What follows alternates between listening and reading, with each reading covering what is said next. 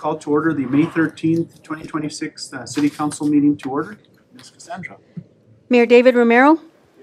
Councilor Marvin Martinez. Present. Councilor Barbara Casey. Here. Councilor Benito Pacheco. Present. Councilor David Ulivari. Here. Thank you, Mr. Mayor. We do have a quorum. Ms. Cassandra, will you lead us in the pledge? I pledge allegiance to the flag of the United States of America and to the republic for which it stands, one nation, under God, indivisible, with liberty and justice for all. Councilor Casey, a moment of silence. Let us have a moment of silence for citizens who have passed away this last month. And also let us ask our Creator to give the people of the community a better understanding of what the council does and works for on their behalf, so that they have a better idea as to how money is being spent and what we are doing to make, hopefully, everyone's life in Las Vegas and surrounding areas better. Thank you. Any other? Thank you.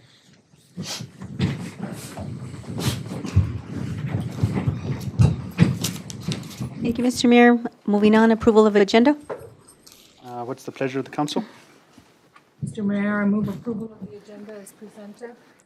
Motion by Councilor Casey. Do I have a second? Second by Councilman Martinez. All in favor, say aye. Aye. Those opposed, same sign. The ayes have it. Thank you, Mr. Mayor. Next on the agenda is public input. We have no public input this evening. Thank you. Moving on to mayor's appointments, reports, recognitions, and proclamations. Okay, just kind of an update on appointments. Next week, we'll have probably 4 or 5 committees being recommended that I have names that were submitted to our PIO and to my office. So I have a list of those. I'm working with Ms. Fresquez, and that'll be on the agenda next week. There's a couple that I think we're going to continue to request volunteers, which is the Veterans Committee and also the museum and library. We're still short there. So, and also the Ethics Commission, that one we still haven't. So if you guys, if you guys have somebody that you might be interested in those committees, just let me know. As far as reports, first off, I want to give kudos to Community Development, Mr. Chuck Grego. First Friday's Al Fresco went off. Excellent turnout, I think, for our first event. So kudos to you guys. Everybody's excited to start spending Fridays in the warm weather and enjoying the music. So kudos to you guys in Public Works for getting that ready. I know. Another thing, Public Works, good job on the roads. I know I passed by Creston. We got from New Mexico up to the Creston Circle, getting work done. So a lot of progress there. Thank you, Councilor Pacheco, for joining me on National Day of Prayer. That was also a great event. Also had an opportunity to the homemakers, local homemakers, they had a regional meeting here. I was able to do a welcoming. And then today we had NERPTO, Northeastern Regional Transportation. So we did a presentation for the second phase of Commerce Street and also DBIB. Great presentation, Arnold and your team. So a lot of progress, moving forward, momentum, continue to seek out funding. So that's kind of my update on that for the past month. Thank you. Thank you, Mr. Mayor. Next on the agenda, councilors' reports. Councilors? Mr. Mayor. Councilman Ulivari. Thank you, Mr. Manager. Thank you, staff. We just finished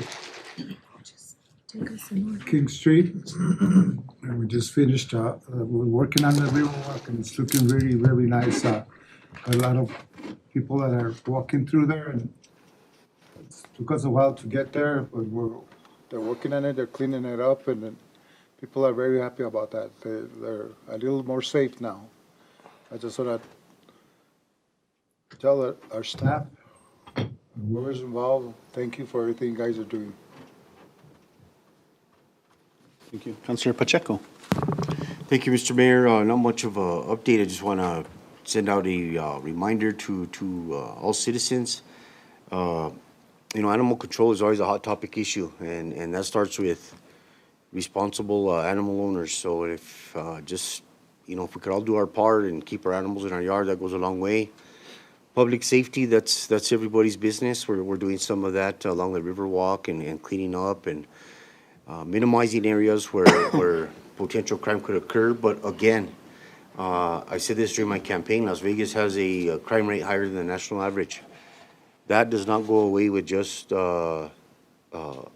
policing. It takes a community to be behind it.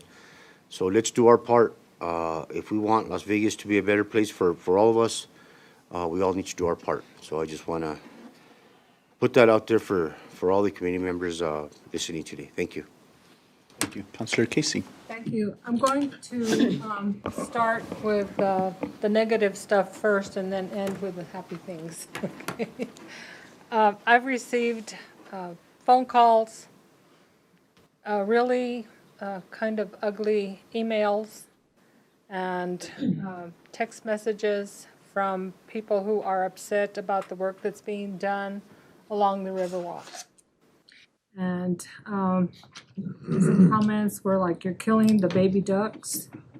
We're going to get flooded. All these terrible things are going to happen. You're wasting money. You're destroying the river.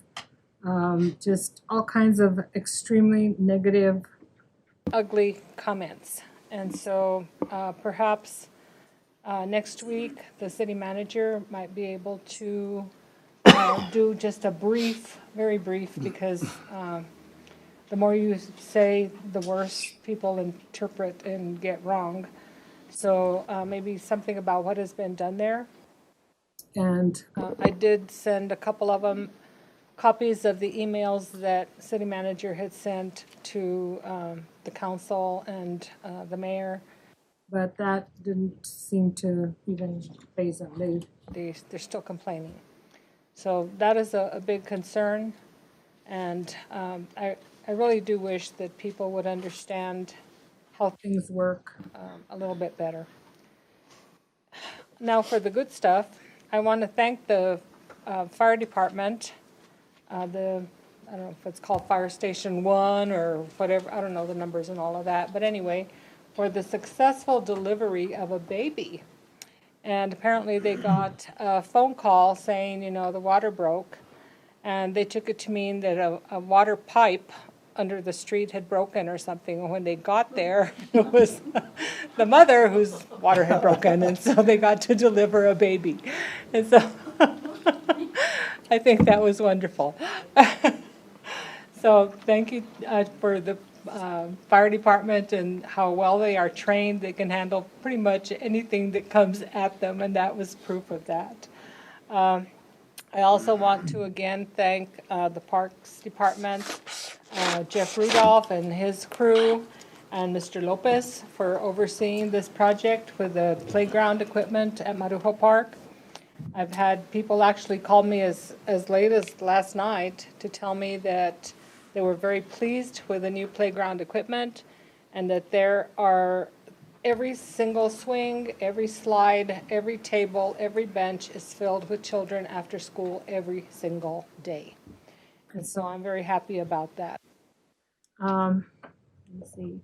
And congratulations to Captain Daniel Latencio, who is one of our fire people who retired. Unfortunately, there was a mix-up on the time and date of his last call. And so the mayor was able to get there just barely in time, and the rest of us, weren't. But I want to congratulate him, and he is going to be missed because he has a wonderful personality and does wonderful work with the people in the community. And last but not least, a constituent of mine, Mr. Jim Turr, wrote the original jingle for the commercial on Toss No Mas.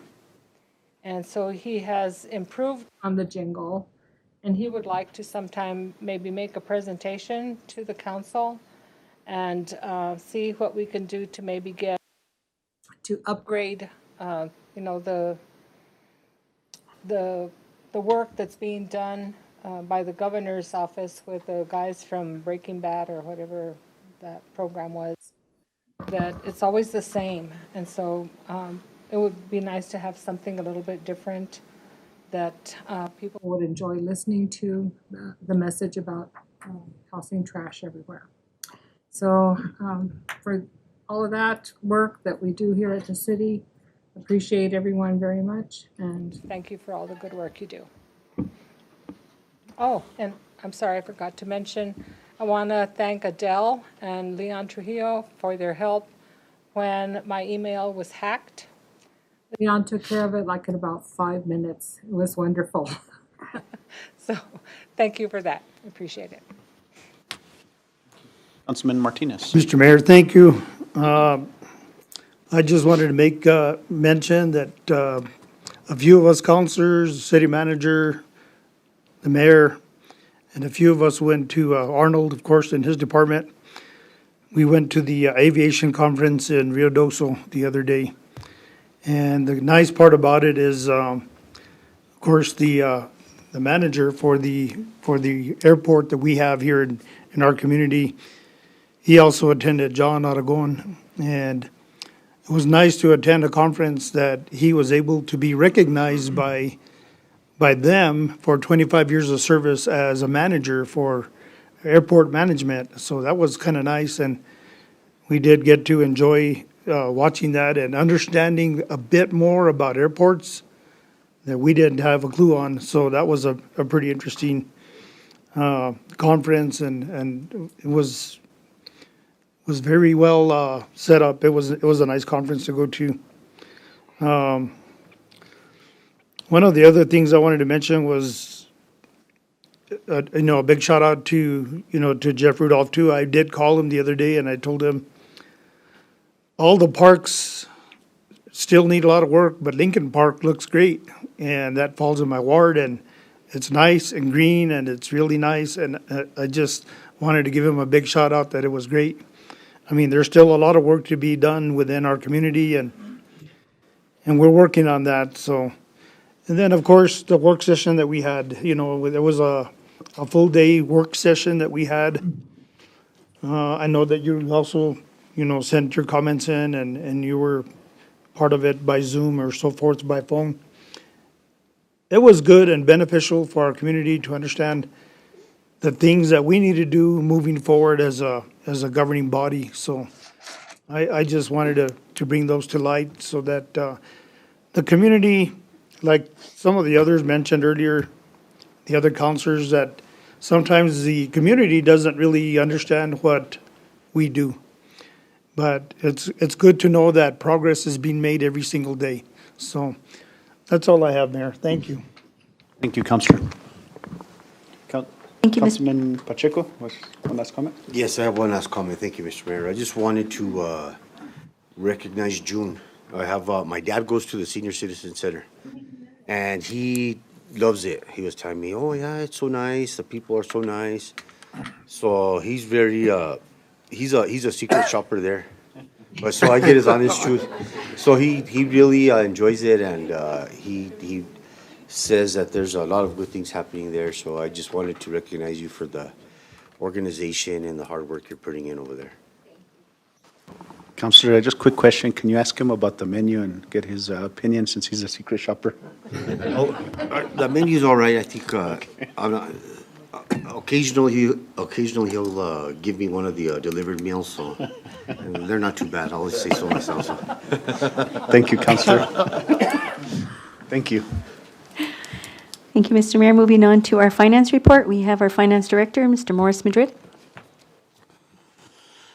Mr. Madrid, and first off, I want to thank you. I know I haven't seen you much, but you're spending a lot of times with the directors and other staff working on the budget, so thank you. I know it's time-consuming and probably the hardest part of the year for you, or the most timely and time-consuming time, so thank you.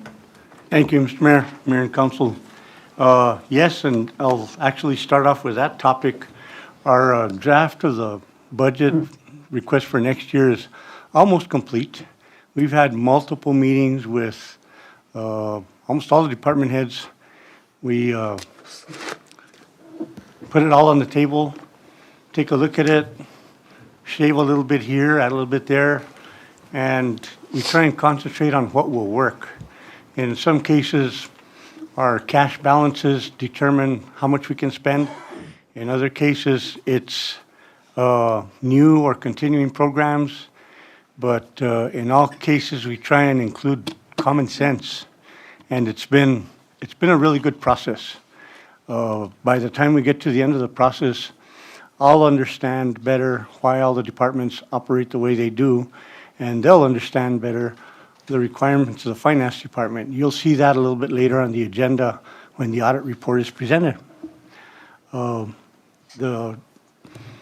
We have some tentative dates to take this to the Finance Committee, which will incorporate a couple of new members of the governing body, which is good, and then a special meeting for the approval of the interim budget. And we'll be ready to discuss that in detail. So that process is moving along. We try and incorporate everything that we can. One thing that I did do at the retreat was take notes. We will incorporate the governing body's priorities and input also. And that will include current and long-term planning. So that's, I think, the beginning of a very, very good process. I do appreciate all of the cooperation from the department heads and the manager, and you'll see when it's presented to the governing body, it will make sense. What I want to talk about right now, in our budget report, I'll just go over the good news and some concerns that I do have, but are not serious concerns, I think. In the general fund, our gross receipts continue to rise. You'll see that trend continuing overall. Our expenditures are still below regular spending rate, which is good. We have savings there. There's nothing really to report there in the general fund. Going on to the enterprise funds, I do have one concern that I've looked into, and it's partially self-explanatory, let me put it that way. In our water and wastewater, we've been tracking a reduction in revenues. As you know, wastewater is directly correlated to water in the billing. And what I've discovered is we've had a constant reduction in consumption.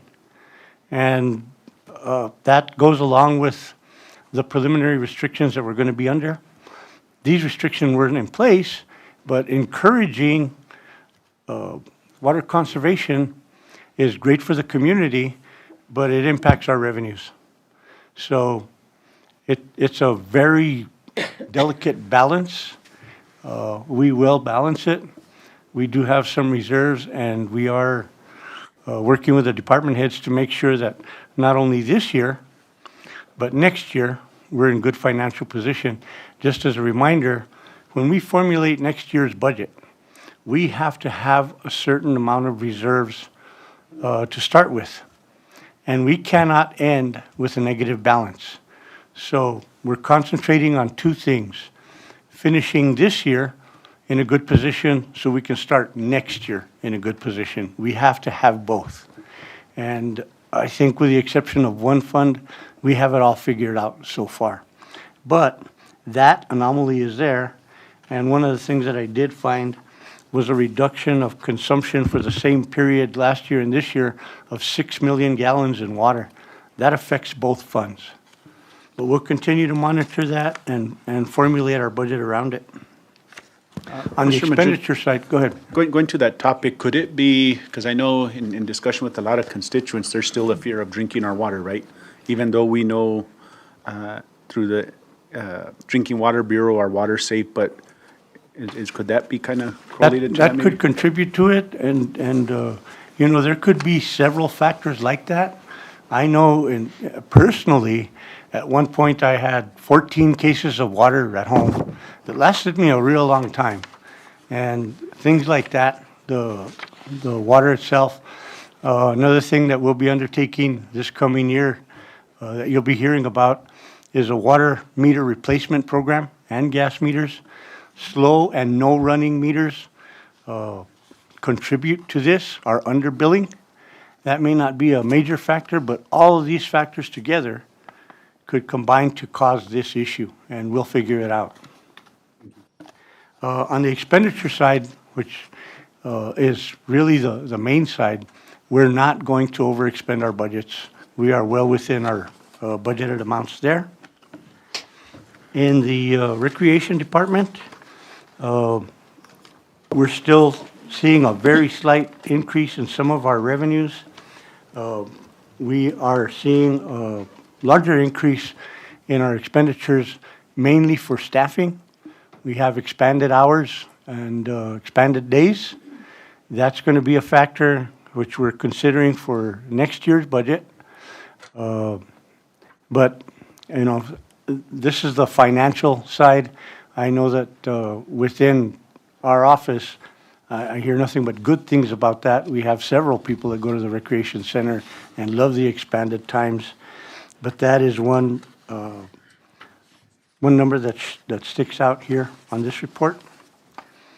In the lodgers tax fund, for the last couple of years, we've undertaken the initiative of trying to spend down our cash balances because of the state statute that says if you hold them for more than 2 years, you have to turn them into the state. We are at the optimum level now where it looks like we're going to start the year in the lodgers tax fund with 1 year of reserves and operate within a reasonable range of the current year revenues. So that's going to be our target from now on, is to have about a year in reserve to start and finish the year. And we will meet that goal this year. In the cannabis fund, we haven't had much activity there. The activity comes from earlier in the year when the governing body authorized some equipment for the Parks Department. Since then, we haven't spent much funding there at all. We did receive an influx of money there that had not been anticipated. That will remain in our cash balance for future initiatives. We don't have any plans on spending that this year. And the opioid fund, much the same. Our actuals are higher than anticipated, and these types of funds will be the kind of funds that will be in our overall consideration for long-term planning. And there's no plan for these funds yet. That may be something for the overall plan, whether it includes financing, loans, sale of bonds, anything like that.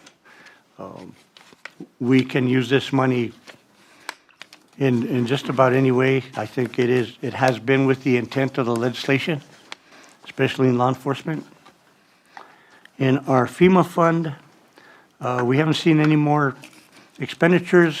There's been some small ones, nothing to be really concerned about.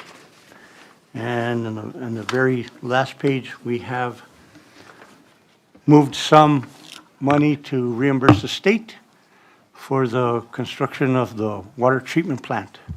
That's going to continue as they continue. You'll hear more about that later on in the agenda. But those are the highlights and small concerns that we will be addressing, and are definitely not major concerns, but I wanted to explain those. As you see them as raw numbers, they would be concerning. That concludes the finance report, Mr. Mayor. Mr. Madrid, just one question on the overall, and I know things have fluctuated a bit from when we first started, but investments in general, I know you and I had some conversations about other methods, or just depending on rates. Where are we on that? Or Well, we haven't, we updated our policy somewhat last year, and right now, we haven't made any changes because the bank's local rates are within 0.1% of the overnight investment fund with the state treasurer. So that's something that I'll be taking to the Finance Committee as we have new appointees for their consideration. And it would be good to develop a policy and balance between the two. We won't have 98 million forever, but we do need to direct our resources to maximize our money. Absolutely. Thank you. Councilors, questions? Councilman Martinez. Yes, and I just wanted to kind of get an idea when we're going to have the very next Finance Committee Our projected Meeting. day is a week from tomorrow. week from tomorrow. Okay. Yeah. So I'm hoping we can arrange to have everyone there that day. And we plan on providing a lot of information, and it may be a long meeting, but it'll be very informative. I have 4 more members for you for next week to get approved, so. Good. We'll make more copies. Councilors, anything else? Thank you, Mr. Madrid. Thank you. Thank you, Mr. Madrid. Mayor, moving on to our next item, approval of minutes for April 15th, 2026. Pleasure of the council. Mayor, I move that we approve the minutes for April 15th. A motion by Councilor Casey. Do I have a second? Second by Councilor Pacheco. All in favor? Aye. Those opposed, same sign. The ayes have it. Thank you, Mr. Mayor. Moving on to our presentations, not to exceed 10 to 15 minutes. We have a presentation by Plexos giving an update on the water treatment plant. Mr. Manager, if you want to, I know this is all great news for the community, great news that we'll all be hearing here today. I had an opportunity to get a little bit of update on this last week. But Mr. Manager, go ahead. Mayor and Council, there's a very succinct presentation in front of you. We're excited to have our guests here from the state of New Mexico, as well as Burris McDonald, and I'm going to let Mr. Freeman do the honors, but it's good to see Andres, Casey, and Nicole here with us. We've had the opportunity, as well as have some of the council, to meet these individuals that have been working on the project. So I'm excited about hearing the presentation, and I'll defer to the presentation, the mayor and council, and may have some comments at the end. Thank you, Mr. Mayor. And, to the council, I know, we have a 10-minute time limit, but I think this is something important. If we go beyond that, then so be it, so. Okay. All right. Thank you. Good. Mr. Freeman, if you would introduce our guests for us and then move into the Okay. presentation, I'd appreciate it. How are y'all doing? I'm Chad Freeman, Project Director with Plexos, and we have some very smart engineers here with us today. Go ahead, Nicole. Hi, everyone. My name is Nicole Rachelson. I'm with Burns & McDonnell, and I am the design manager for the new water treatment plant project. And I am Casey Campo. I am the process engineer on the water treatment plant project. Andres Delgado with the Environment Department. All right. Thank you for having us here. Thank you, Robert, for setting this up. So what we want to do tonight is we're going to go, I think everybody has a copy of the presentation, right? So I think the most important part of this is probably going to be the Q&A section. So briefly, we'll go over where we are with the project, and at the end, if everybody kind of hold their questions for the engineers here, we'll try to answer those to the best of our ability. So the purpose and the big picture, we're here today because of the catastrophic events that happened, which has caused a need for a new water treatment plant. We have looked at a interim solution, which is a temporary GAC system that we're currently working and putting on. And we also have the new water treatment plant that is currently in the process of being engineered. What's that do for us? It's the temporary GAC system is essentially going to provide a finishing touch for your current water quality, but it also has a dual purpose in that once the treatment plant is completed, we will be able to take that system that you're going to use for the next year and a half and put it in the new water treatment plant, which will then double your capacity for future growth. So this right here on the screen, if you take a look, this is a kind of an overview of the temporary GAC system that we're working on. As you can see, we have the location laid out here. It is a pretty sizable building. It's a 50 by 55 building. It's going to have 4 large tanks inside of the building that is basically like a huge filtration system. We are currently at the 50% design phase. We've moved on to 60%. We should have that done within the next few weeks. We've gone through some early procurements. We've already procured the vessels. The vessels are being fabricated right now in Indiana. We also have a local general contractor that we're working with to do the installation and all the earthwork at the site. We currently anticipate that we should be breaking ground sometime late in July or early August, and the vessels themselves should arrive on site around August 15th of this year.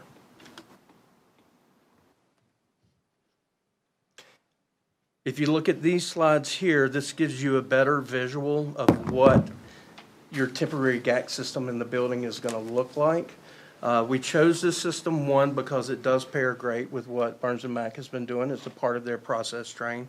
Also, it's a proven technology. It's not something new. It's been around for years, and it's been proven over time. It's a fairly simple system to operate, and once again, we can take this system once the new plant has been built and integrate it with the new plant whenever you need to double your capacity. Now, we're going to talk about the thing that everybody wants to talk about, which is the new water treatment plant itself. So, Nicole. All right, thanks, Chad, and thank you to everyone here again for having us to speak with you today. So we're here today to give you just a high-level overview of where we're at with the new Las Vegas water treatment plant. So the location for the new, go back. You want to go back? Yep, Sorry. that's okay. So the location of the new water treatment plant is adjacent to where your existing water treatment facility is. So in the figure here on the right, you can see in the lower left-hand corner the existing pretreatment facility, and then the city's remaining water treatment infrastructure is to the upper left of this figure. This is generally what we think the overall new site is going to look like moving forward. We're currently moving toward 60% design. So at this phase of the project, our treatment approach has been established, and we have conceptually designed both the interior layout and the overall site layout for the new water treatment plant. As we move closer to 60% design, really what we're focusing on now is refining the process details so that we can finalize our building and site layouts. So the new water treatment plant is going to be a surface water treatment plant designed to treat 3.6 million gallons per day of water, or MGD. As you know, one of the major drivers for this new treatment facility is to address the post-wildfire impacts to water quality, which can include increases in things in the raw water like sediments and organics, and even the variability of the water quality itself on a day-to-day basis or a month-to-month basis. So when we're selecting a treatment process, what we really focused on were, one, we wanted to have a treatment process that addresses these water quality challenges, and we also wanted to select something that may be somewhat familiar and also simple to operate and maintain for city staff. So the treatment process that's in front of you begins with raw water intake and rapid mix, followed by a process called flocculation and sedimentation. And this is where we're removing some of those suspended particles in the water. That's followed by filtration, where we're filtering the water to remove smaller particles and some microorganisms. Now, the addition of GAC, or granular activated carbon, as Chad mentioned before, is notable here. And the reason for that is because the granular activated carbon allows us to remove additional organics from the water. And this is important because the organics can lead to formation of disinfection byproducts. So when we're removing additional organics, we're reducing that formation potential. Once we get through GAC, we're on to the clear well for final disinfection, and then distribution to the community. So what's happening now? We are, as I mentioned, moving toward 60% design. So our team right now is really focusing on refining those conceptual designs that were developed for 30%. We're also beginning work on early procurement packages for the additional granular activated carbon systems that we're going to be installing in the new treatment plant. We're continuing geotechnical site investigations to help us refine our building foundation designs, and we're continuing regulatory coordination as well. We're also refining our cost estimating by going through some value engineering exercises, and that is the extent of our activities. So this phase is important because all of the work happening now allows us to increase the accuracy of our cost estimating. We're reducing overall project risk, and we're also supporting the permitting process so that we can make the review and approval process streamlined and efficient. So budget and cost control. That's what Nicole was just discussing here, is the work that we're doing now with the value engineering is going to help us develop a better budget for the city and the state. So right now, we're currently in that phase, and I think the 60% is going to be out in August? August 4th. August 4th. So once we get to 60%, we're going to have a good number, a much better number to present to Robert and the team here so that they know what the plant is going to look like. Right now, what we see driving the cost is mainly materials, site conditions, and some of the complexity that has to do with the site that we're working with. We are taking measures right now. We're looking at the possibility for early procurements to see if we can get better pricing if we purchase early and have manufacturers hold the material till we need it. So we are going through all of those exercises. I'm thinking that if we stay on schedule, about the fourth quarter of this year, we should have some really good numbers on what the equipment that goes inside the building costs. The cost is being managed right now. We are following the state's procurement process for all work that's being done.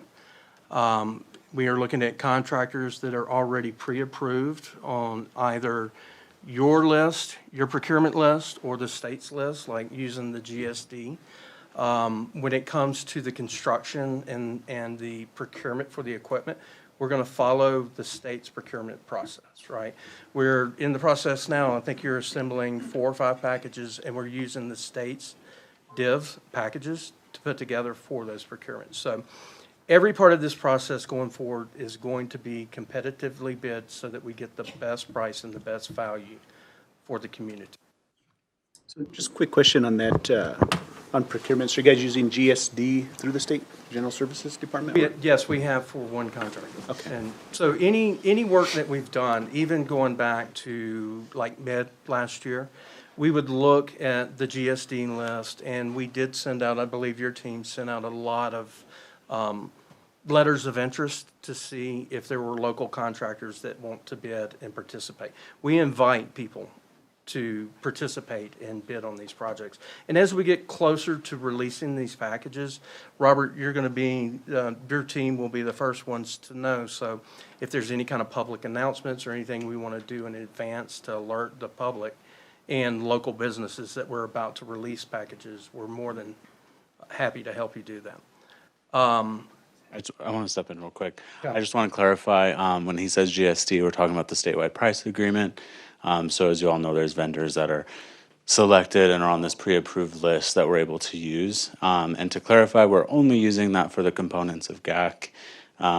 Moving forward in the new water treatment plant and the actual construction of the new water treatment plant will be through an RFP process. So the next steps that we have right now is to get to the 60%, right? And that will be done, and hopefully around August 4th, maybe a little bit early, I don't know, if I keep putting pressure. But that is our current target, and that is a pivotal point in this program, because we will have enough information and enough details to really kind of hone in on the schedule and the cost for the rest of the program. So with that being said, does anyone have any questions? Couple things before we go to questions I wanted to do is, I'd like to give Ms. Casey Campos a chance to make some comments about some of the work that she's been involved in. And then I also want to give Mr. Martinez the opportunity to make some additional comments, as well as Andres. Intentional and on purpose. We've come to meet with these folks in front of me, these professional people, on a regular, weekly basis. And I just want to state on the record that just about every single director, not everyone, but almost every director has had some role and input in this process. Specifically Chief Caleb, specifically Mr. Lucas Marquez, and obviously Travis Martinez, Jimmy Seiss, the finance director, and others. So I wanted to note that on the record and give each of them an opportunity, if they'd like to make some brief comments, that we've truly had a process that's been engaged as the mayor and council desired, with input and discussion and feedback that's been back and forth on a continuous basis.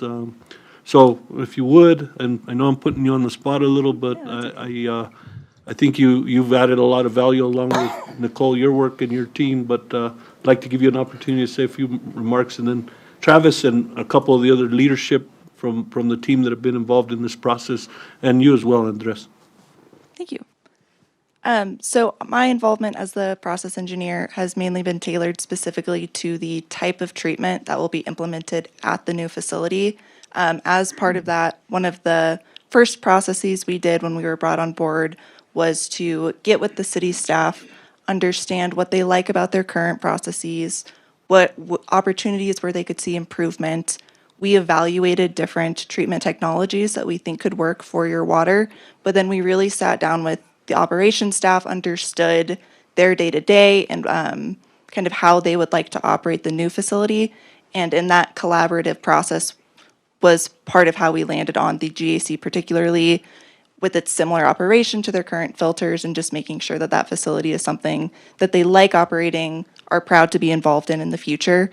I've had a lot of involvement with the city, understanding raw water quality, what it was like pre-fire, how the fire has impacted it, how that's going to implement treatment.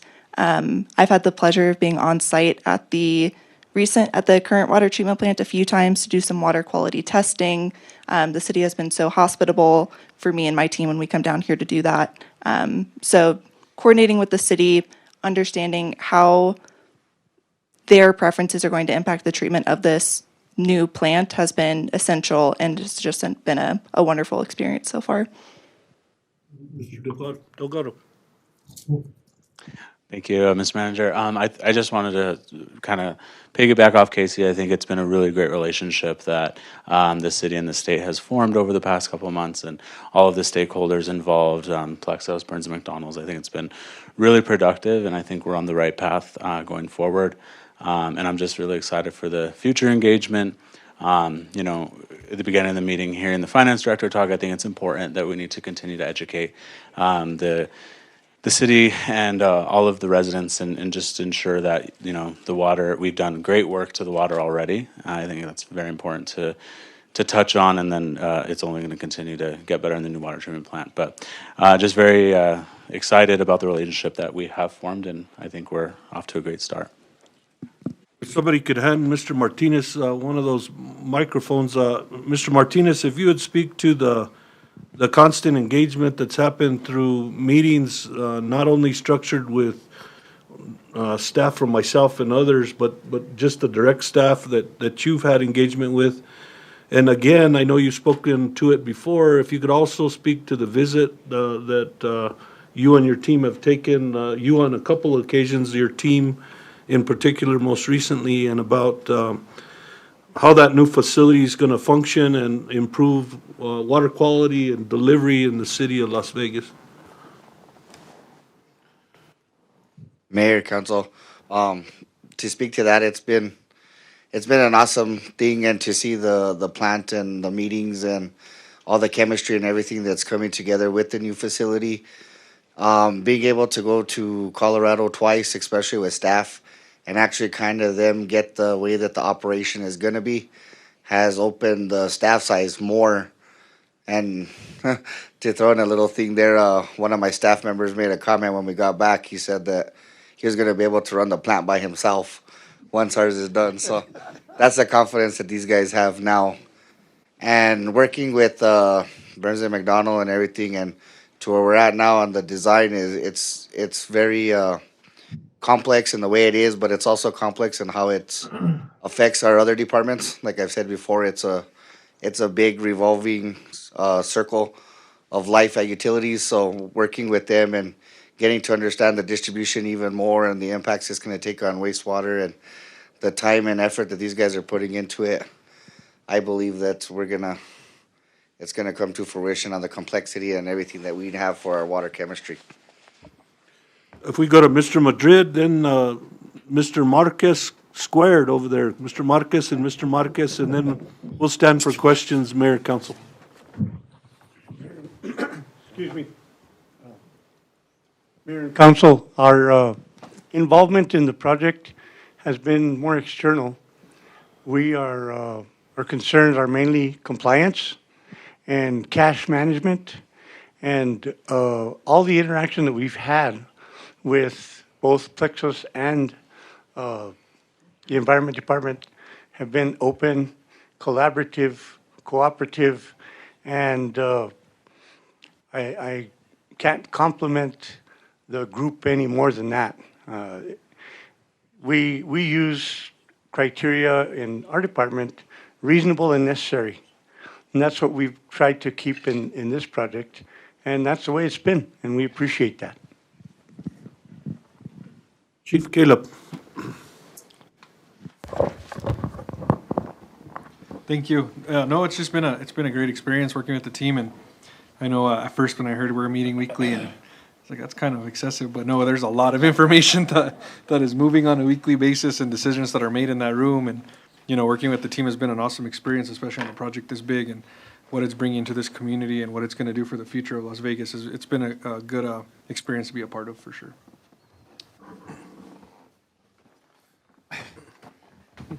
Mayor, Council, what I appreciate of all the meetings we've been having every week is the transparency and also all the expertise in the room. Even though they know their jobs very well, they haven't been overbearing on us. They listen to our ideas.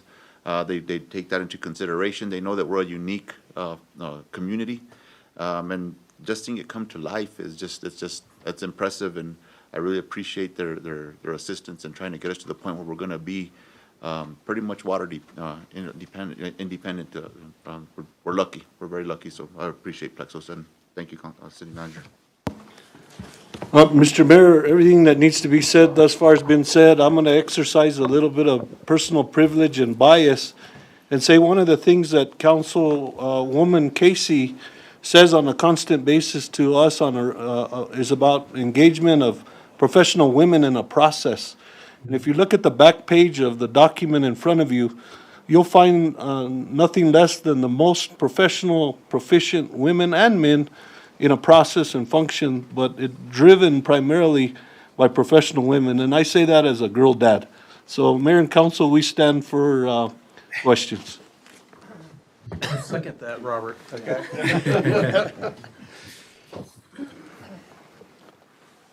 Councilors, any questions? Mr. Mayor, I guess I'll start. It's so nice to see this design come this far, number one.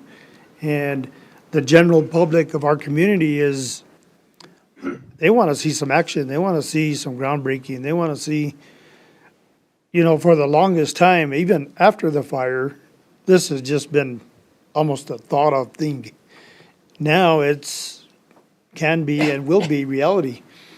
But our community just waiting to see that first step take place and know that the water quality that we have coming down to our faucet every single day is good, clean, pure, exactly what we need to make sure that we have a healthy community, of course. But I'm happy and impressed And I got the opportunity to meet you guys out there at Castle Rock and Denver, and, I'm not very familiar with this gentleman here, but I also know that you're part of getting this taken care of. All these facets and all these components make the team stronger, and we're just doing the right things at the right time. But we're waiting. The public's waiting. They're waiting so that they can see something rather than have to ask us when. Here we are today. Yesterday, we went into a stage 1 water conservation situation where we want to make sure that we have continued water. What comes down the river is important for us, but of course we need monsoon rains and all the other stuff that come along with it. But I'm impressed. I'm happy that all this team is working together, and I appreciate all of your hard work. Thank you. Thank you. Councillor Casey? I'm very happy with the progress that we have made, and I want to thank you all who have been working so diligently in moving things forward. To those of us who live here and hear people and see people every single day, all day long, I'm very happy that I can say this is how far we've come. This is what we plan, by August 4th. This is what's going to be happening. And be able to say, that you have been here to talk to us in person. We're not making things up. And so I'm very, very pleased with the progress that we have made. And I'm just excited and happy for our community, because I think it will make a huge difference in all aspects of everything that we do in Las Vegas. So thank you so much, all of you, from Plexos and the state and our own employees. Kudos to all of you for the work that you have done thus far. Looking forward to the end. I can hardly wait. Thank you. Thank you. Councilman Pacheco? Thank you, Mr. Mayor. Thank you all for the presentation. I'll just echo what our city manager said. I'm a girl dad as well, so nice to see a lot of professional women on this team. One question I do have, or I have a few. So, but what is our timeline to a permanent solution, and are we on schedule in terms of where we're at right now? Yes, we're on schedule. So we have a schedule. I don't know if it's been published. We can publish it.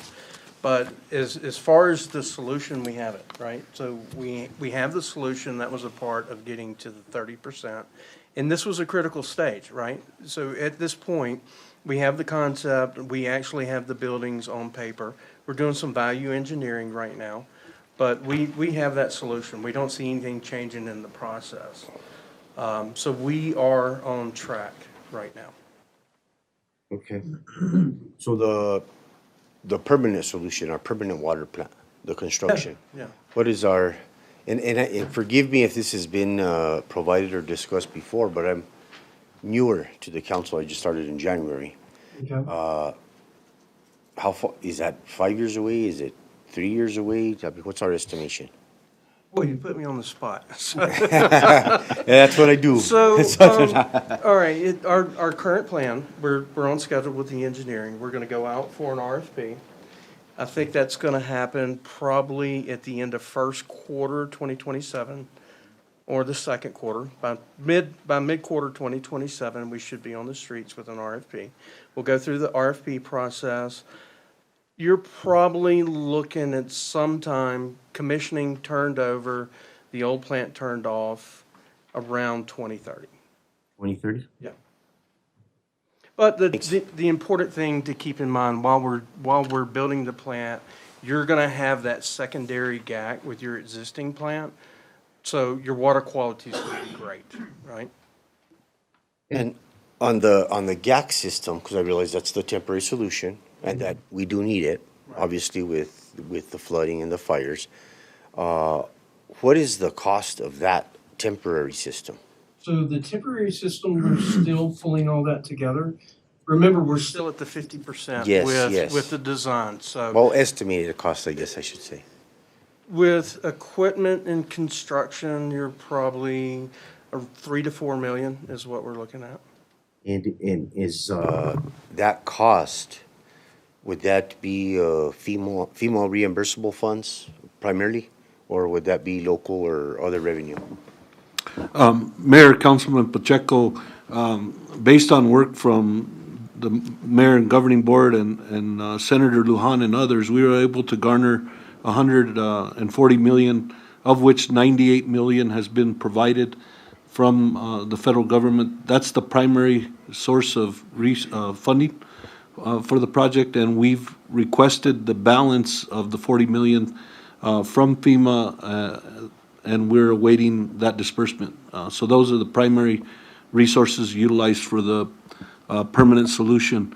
What I will say is we also were successful, and the mayor and council approved the agreement between the state of New Mexico and the city for a $3.5 million allocation of money. So we're looking at that as a potential resource for the temporary facility to augment that, so that we leave as whole as much as possible that $140 million allocation, of which we have 98 million in the bank. Did I articulate that correct, Mr. Madrid? Yes, sir. Thank you. That clarifies a lot for me. So one other, since we did touch on it a bit there, Mr. Madrid, and it kind of had my wheels turning. This new plant with an operation, would there be, what's the projection for ratepayer cost? Does that cost our citizens any more or any less for our water service as a city? Do we have an idea at this point? No, we won't. We won't have an accurate way to determine that until we get into the projected staffing and maintenance. And, we anticipate and we hope that it'll be less, but at this point, we just don't know.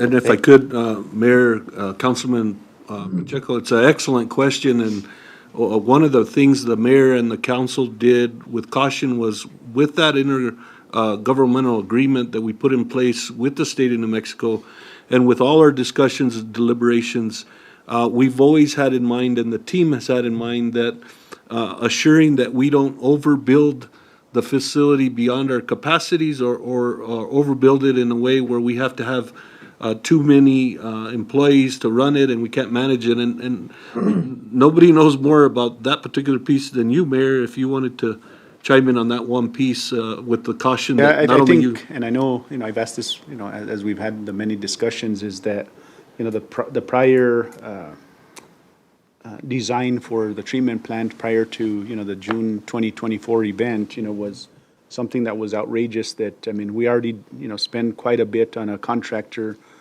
for basically operating our level 4 operator at the plant. So, we didn't want to make, we didn't want, as we're, as it's built, is have that additional cost or even additional cost beyond what we have now. So I know that's one of the questions that I've been asking along the way, and it's been on their radar, and they're aware of our concerns because we can't even hire a local level 4, much less if we need 3 or 4 of them. So that's been something that's on their radar. And I don't know if Travis, you want to kind of touch up on that? Mayor, Councilman, Benito, to your point, working with Burns and McDonnell, when we first sat down and I talked with Robert on the water treatment facility, we asked that we make this plant more efficient. So just to put it some food for thought, the way we have our clarifier system now, we have 12 motors that run the first step. With this new facility, there's only going to be 3. Moving to the next train, the filter beds, they're going to make it more efficient than what they are now. The only added thing that they are putting to our facility basically right now is the GAC system, and the GAC is due to TOC and stuff like that. So as far as operation goes, they have made the process train more efficient, less moving parts. So, we won't get there, like Maura said, till we actually get the plant and stuff. But as I foresee it, it'll be more efficient than what we have right now. Thank you all for the information. I'm just gonna put this out there on the record. I know this isn't usually what you hear from government, but it would be sure great if we could make it a goal to actually reduce water rates in the city of Las Vegas with improved service. So that might be wishful thinking, but I'd love to see that.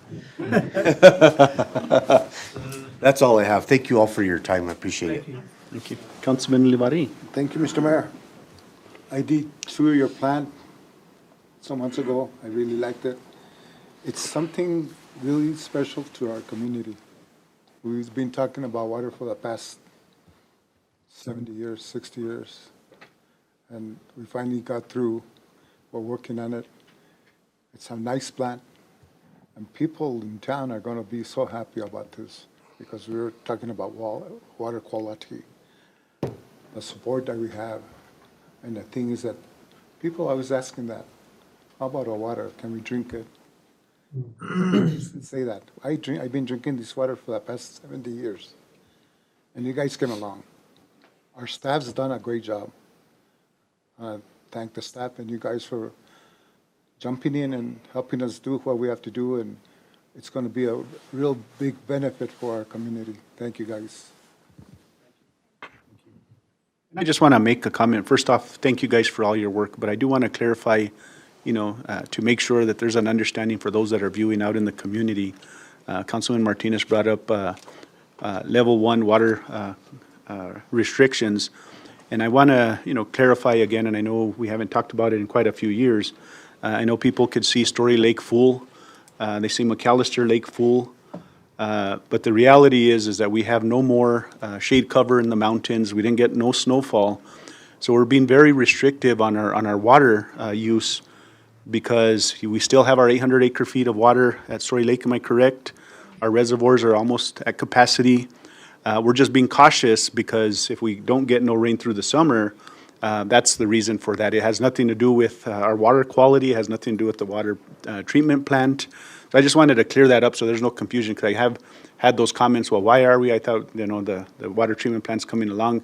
Two separate issues, and this is my biggest fight with FEMA, and I know we continue to fight with them, is that we have no more shade cover. Even if we had snowpack, the snowpack is not lasting as long as it would have previously. So that's one of our biggest fights. And, now we have to be more reliant on just runoff, unfortunately, because the snowpack isn't up there. To me, the snowpack up in the watershed has always been an additional reservoir to us that sometimes would last us till August. Am I correct, Travis? And now, we're in May, April, May, and sometimes that snowpack is already melting. So I just wanted to bring that to the attention of the community and any of those people watching that we're taking precautionary measures. All the water in McAllister does not belong to the city of Las Vegas. All the water at Story Lake does not belong to the city of Las Vegas. So we're just being cautious with the amount of water we have, because if it continues to, we continue to have drought the way we have and no moisture, we got to be cautious that it'll last us till hopefully the winter. So I just wanted to make those comments, Mr. Manager.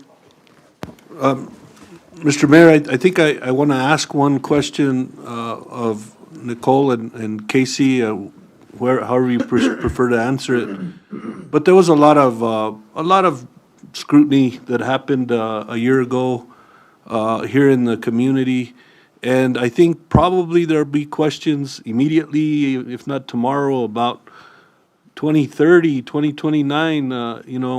Wow, why?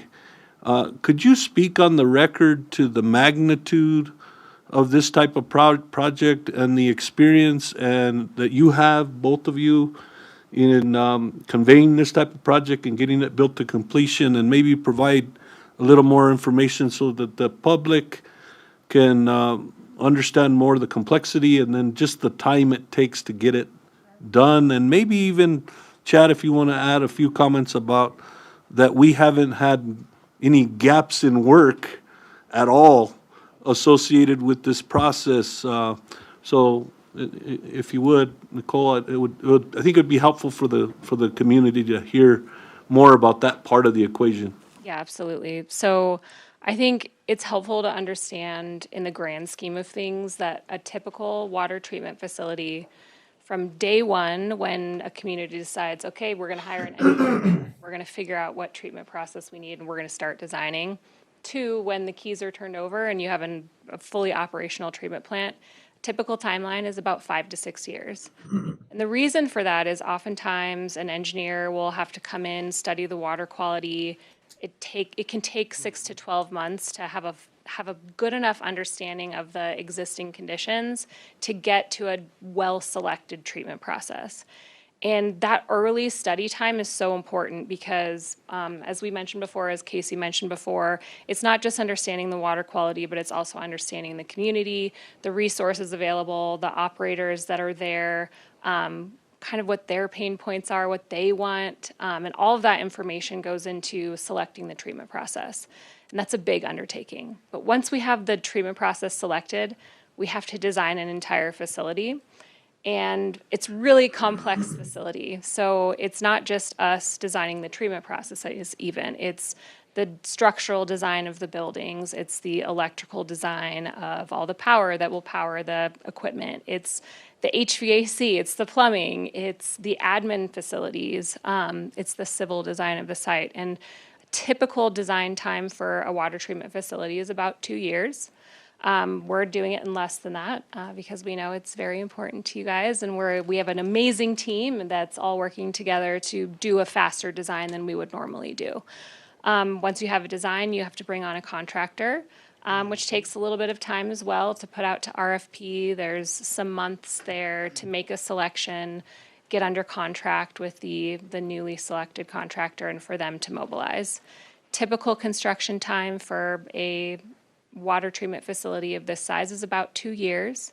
And then typical startup, commissioning, training time for the current operators is typically another 6 months.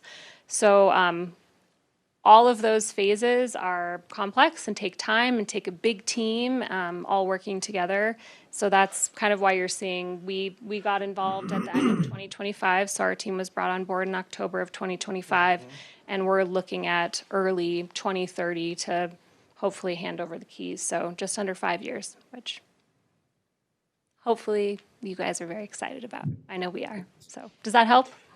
And there haven't been any gaps whatsoever. And to go along with what you're saying, you have to have time to design it, which once it's designed, then you know the equipment that you have to buy. And the biggest thing I would say is probably the electrical, like the switch gear.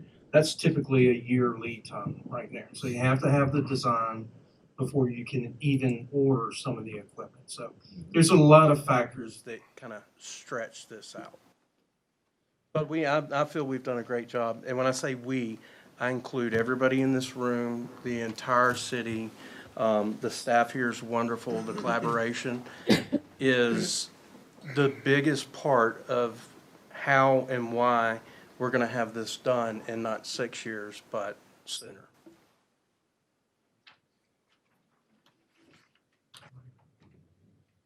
Thank you, Mayor. Mr. Manager, you kind of took one of my question, not my question, but kind of a comment. May 29th, 2025 was a very day that I know I'll always remember because I was the one that was probably put on blast there a little bit. But I do want to say that I had an opportunity Saturday to meet, to talk to the governor and ask her how she was. I know she's gave a deadline, basically probably to you guys, of December 31st, 2026. But I will say, you know, in conversation with her on Saturday is that we're all, she's happy with the progress that has been made. Of course, us as elected officials, we always want things done tomorrow, right? But I think she understands that the complexity now, you know, what has, you know, what hurdles we've had to overcome, the complexity from the fires. But I will say, you know, in conversation with her Saturday, we're on good pages with the governor. I'll say that on the record. Thank you. I'm sorry, I think she did a terrible disservice to Las Vegas by telling people at a public meeting that the water treatment facility could be done in 6 months to a year, because that was totally unrealistic. And I think we all understood that it wasn't going to happen that fast. But people heard her say that. And when the governor speaks, she's the leader in the state, then why is Las Vegas dragging their feet? We're not dragging our feet. We're doing what we're supposed to be doing it right, to make sure that the power, that the water plant that we have is top quality, that will provide service to the people for many, many years. So, that said, I think I'm happy with the dates. I think those are realistic. And I know that you will all work together to get us there in time. Thank you so much. So I guess with that, the mayor's happy, the council's happy, and the governor's happy, and we're all on the same page with the state. So I'll end it at that. Thank you. Thank you so much. That's a win. Yes. Thank you. Great information. Thank you, guys. It's been nice meeting you, ladies. Yeah, absolutely. Thank you.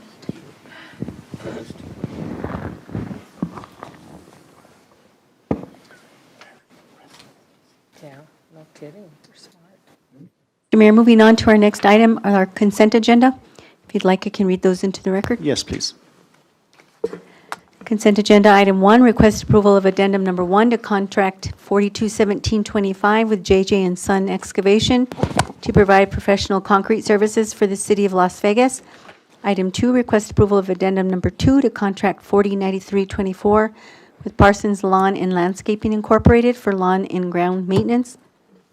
Item 3, request approval of addendum number 3 to contract 397223 with Arthur Regional Landfill Incorporated for solid waste tipping fees. And item number 4, request approval of resolution number 2612, a resolution creating the Utilities and Public Works Advisory Committee. Mr. Casey. Mr. Mayor, I move that we approve the consent agenda as it was read into the record. I have a motion by Councilor Casey, second by Councilman Olivari. Roll call. Counselor Pacheco? Yes. Counselor Olivari? Yes. Counselor Martinez? Yes. Counselor Casey? Yes. I have a motion by Counselor Casey, a second by Counselor Olivari. Thank you, Mr. Mayor. Motion carries. Moving on to our business items. Request approval of Resolution 2618 related to acceptance of fiscal year 2025 audit report by the firm of Patillo, Brown, and Hill LLP, Certified Public Accountants. We have our Finance Director, Mr. Morris Madrid.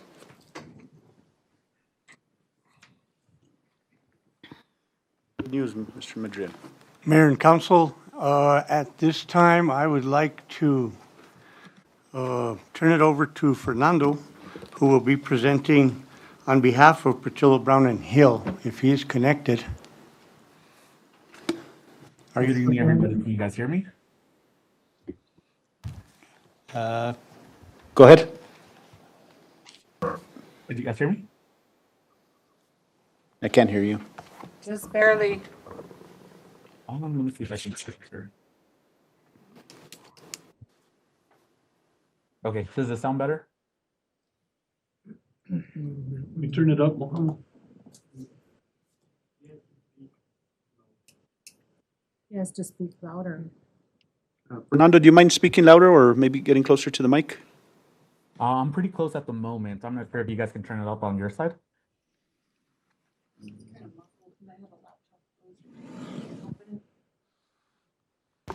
What was that, Adele?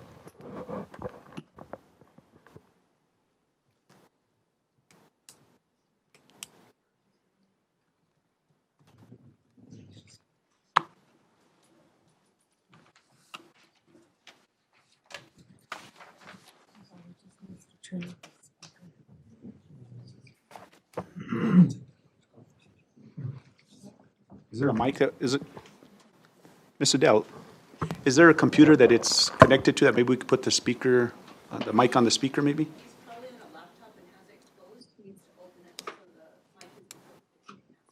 Okay. Fernando, do you have a laptop that maybe you have it closed that? I have it open at the moment. Should I try, do you guys want me to try leaving the meeting and joining back in, see if that helps? To just up the volume on his mic.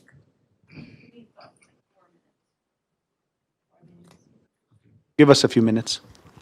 Okay.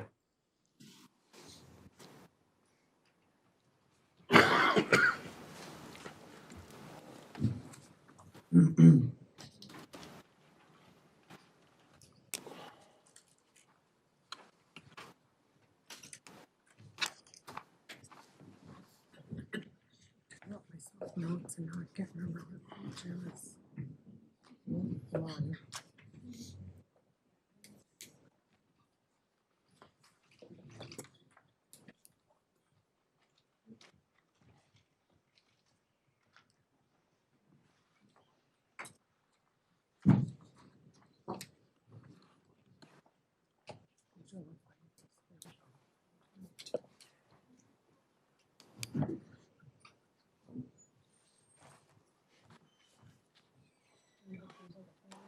Yeah, I found No, one, just, yeah. those are always interesting. Yeah. Really repetitive. Well, that's what bothers me because it should be. Yes, it depends how you read them, you know.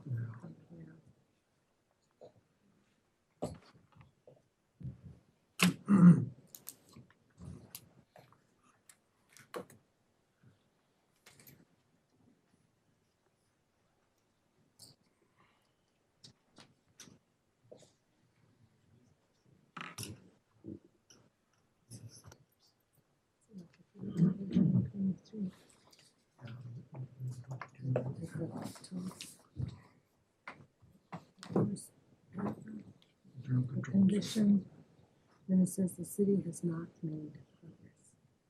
That means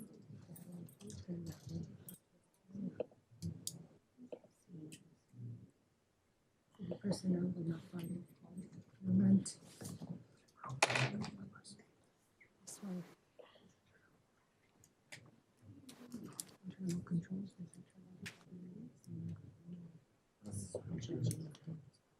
Procurement procedures.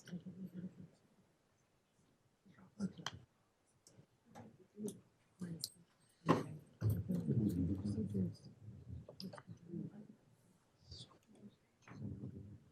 Procedures.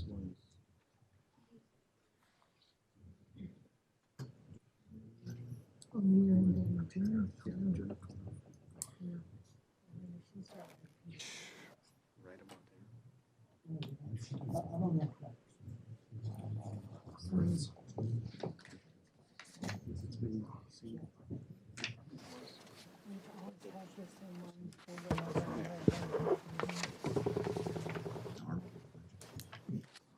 Is that even? We need to train, special training because she's the procurement officer.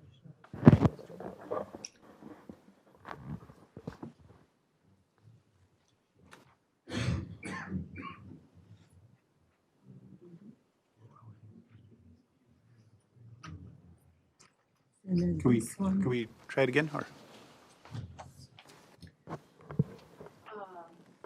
Mohammed sent an email to him on instructions on how to call in and do his audio through the phone. Okay. Through here? No, through Zoom. He can call into Zoom. Okay, all right.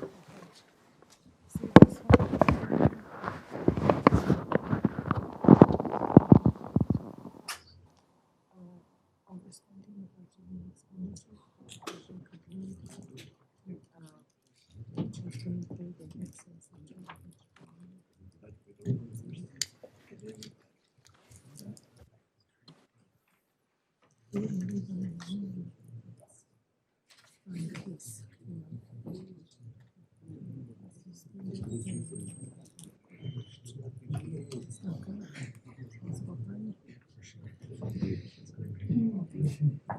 No, it doesn't say which ones. Another non-compliance. This other one too. Supporting documentation for surrender preparation. I don't know. Some of them. Yeah, some of that training. City.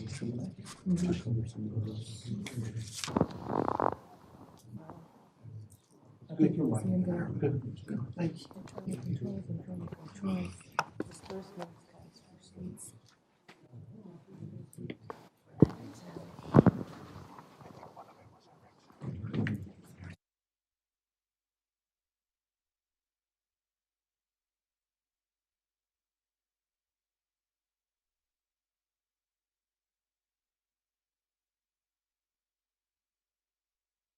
line, that we table this and we go through the rest of the agenda. Would that be fair? Or- Sure, that's your discretion, Mr. Mayor. Okay. Are you guys okay with that? So we can I'm move fine on? with that. Okay, so, can I get a motion to Motion to table? table, until, temporarily until the We get audio it back. situation is resolved. Motion to table by Councilman Pacheco, second by Councilor Martinez. Roll call? Counselor Casey? Yes. Counselor Martinez? Yes. Counselor Pacheco? Yes. Counselor Olivari? Yes. Have a motion by Counselor Pacheco, a second by Counselor Martinez. Thank you, Mr. Mayor. Motion carries. Moving on to our second item. We'll probably go through the same thing on that. Can I get a motion to table? Motion to table, next agenda item until audio. Motion by Councilman Pacheco, to have a second. Second by Councilman Martinez. Roll call? Counselor Olivari? Yes. Counselor Pacheco? Yes. Counselor Casey? Yes. Counselor Martinez? Yes. Have a motion by Counselor Pacheco, a second by Counselor Martinez. Thank you, Mr. Mayor. Motion carries. So, Ms. Adele, as soon as we get him online, just, we'll go through the agenda, and then as soon as we get him up, then, all right. Moving on to item number 3, request approval of the City of Las Vegas Lodgers Tax Board's recommendation for funding the 2026 Father's Day concert in the amount of $26,467.29. We have our Community Development Director, Mr. Lucas Marcus. So, councilors, I know we get memos with more detail, and I know there's additional packet information. And I know typically we would just have the directors just give, an update on, what the request is for, but I don't know if we need to do that, or we could just, if you guys have questions based off of that, we can just go get to the questions right away, if that's fair. So I think there's enough. Sounds good to me. Okay, so are there any questions pertaining to this item? Mr. Mayor, Councilman Martinez. as a member of the governing body, I am disclosing that some of the items discussed by the Lodgers Tax Committee may or may not reflect on my brother's radio station. I just wanted to disclose that first, okay? So, as we go through the process, so I just wanted to make sure that the public knew. Thank you. Thank you. Any questions? What's the pleasure of the council? I just have one question. Councilman Do we Pacheco. know what the average attendance is at past events? In between 700 and 1,000. Right? For Mother's Day, Father's Day, that's correct. This last Friday, for the Friday al fresco, we had 300. But this one is specific to the Father's Day. Father's Day, yeah. concert, So correct? Mother's Day, Father's Day, about 700 to 1,000. Correct. Pleasure of the council? Mr. Mayor, I move approval of the funding for the 2026 Father's Day concert in the amount of $26,467.29. Casey, do I have a second? Second. Second by Councilman Pacheco. Roll call? Counselor Martinez? Yes. Counselor Pacheco? Yes. Counselor Casey? Yes. Counselor Olivari? Yes. Have a motion by Counselor Casey, a second by Counselor Pacheco. Thank you, Mr. Mayor. Motion carries. Moving on to our next item, request approval of the City of Las Vegas Lodgers Tax Board's recommendation for funding the New Mexico District 4 Little League Tournament hosted by La Plaza Little League in the amount of $8,000. Okay, council, any questions? on This item? Mayor, Councilman Martinez. I'll go ahead and move to approve the City of Las Vegas Lodgers Tax recommendation for funding the New Mexico District 4 Little League Tournament hosted by La Plaza Little League in the amount of $8,000. Motion by Councilman Martinez, second by Councilman Olivari. Roll call? Counselor Casey? Yes. Counselor Olivari? Yes. Counselor Martinez? Yes. Counselor Pacheco? Yes. Have a motion by Counselor Martinez, a second by Counselor Olivari. Thank you, Mr. Mayor. Motion carries. And I'll go ahead and, Mr. Abita, welcome, Mr. Grego, welcome. I don't know if you want to say a few comments? My only stipulation on the funds is that La Plaza are better with the tournament. We can't really promise that. We can promise a fair and honest tournament. You're the president, right?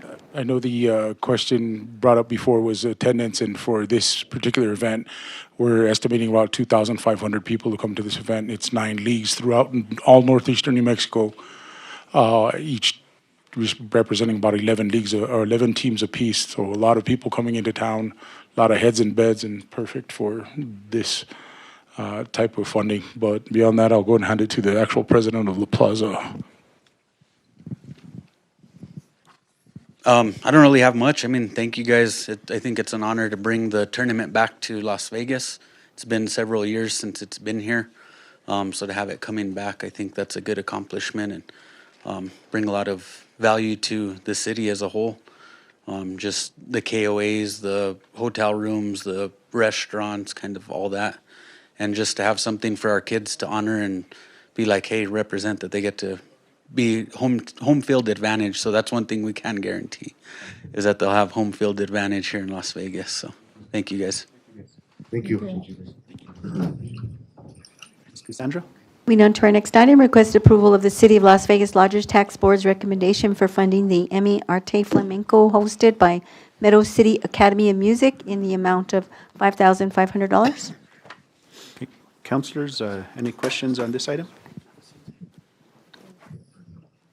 Mr. Mayor, council members, I appreciate the opportunity to be here once again.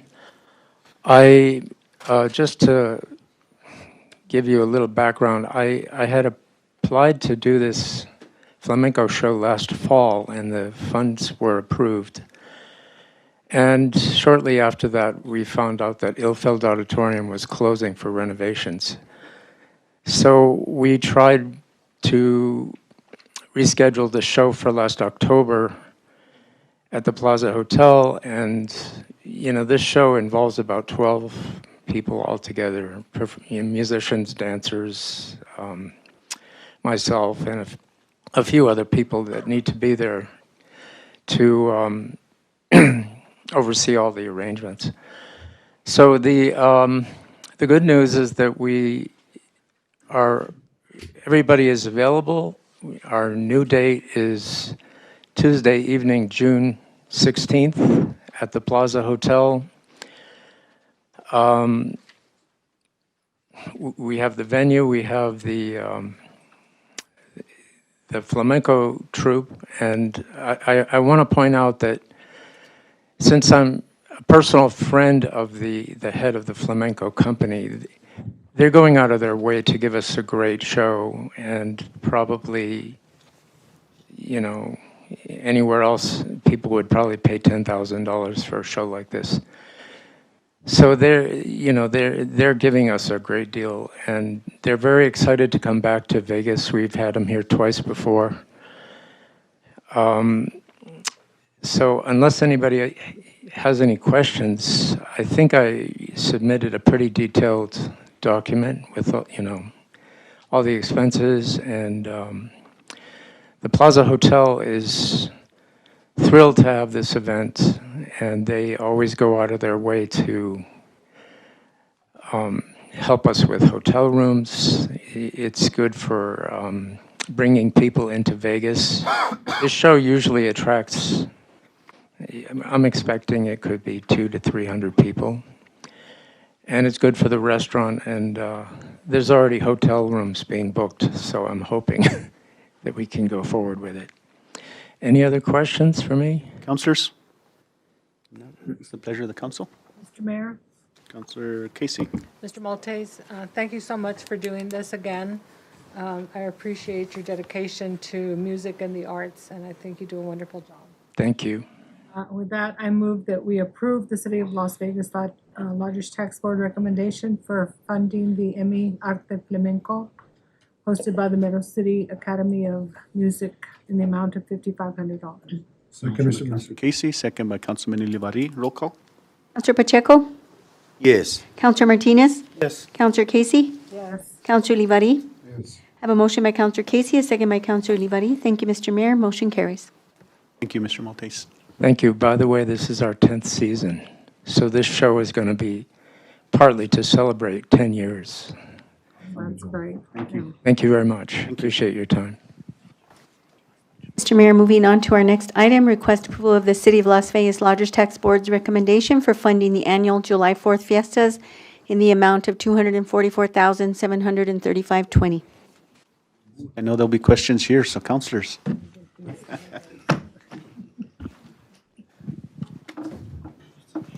Who said we don't know how to throw a party? No. No, no questions for me. You guys go ahead and present. Mayor, Council, so we did come through the Lodgers Tax Board. That was, I believe, we don't have the date up here. Anyways, the last Lodgers Tax session that we did have, we went through it. There was a little bit of some money that had to be expended with the overtime budget is what got us up where we're at. Last year, we had an overtime budget of a little over $75,000, and we missed the mark by about 12, so we went ahead and made up for that with 5% added on top of it. We have some staffing that's definitely needed. It's a all hands on deck event when it comes to public safety. So we got to make sure that we're protecting our public, and that's where we're at, right where we're at. And the rest of it, of course, comes down to entertainment and stage presentations and stuff like that. So we're confident that this is going to be a good event. So I'll stand for any more questions, though. And I just want to make this comment because I know we could probably go back about 5 years, and one of the reasons for the increase has been is public safety, fire, and PD was coming out of your own budgets. Is that correct and fair in saying? And now, because of the allowance through lodgers tax, specifically these overtimes are coming out through lodgers tax. Is that a fair question to ask? Is that a fair statement to make, Mr. Madrid? That is, Mr. Mayor, and the Lodgers Tax Act specifically allows police, fire, and sanitation. Thank you. And I just want to note that because if people were to do a public IPRA request from 5 years ago till today, that's what was happening. Our public safety was being affected because the 4th of July costs were being taken out of their direct budget. So I wanted to make that statement. So with that, any other questions? What is thank you, Mr. Mayor. What is the dollar amount we're planning to spend compared to last year? We're about $100,000 more. A little bit more. That's not bad. Yeah. Considering the entire budget. Yeah. Thank you. Yes, sir.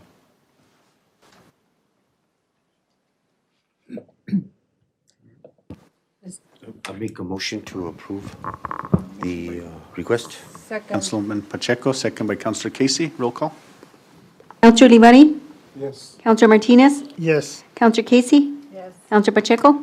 Yes. I have a motion by Counselor Pacheco, a second by Counselor Casey. Thank you, Mr. Mayor. Motion carries. Moving on to our next item, request approval of the City of Las Vegas Lodgers Tax Board's recommendation for funding the 2026 Friday Al Fresco Concert Series in the amount of $12,650. If we can I get a motion to go back to item number 1? It seems like we got Fernando back online. I have a motion to, do I need a motion to go back to 1? Yeah. Yes. Have a motion? Well, yeah, basically to take it off the table. Yes. So, do we have a motion?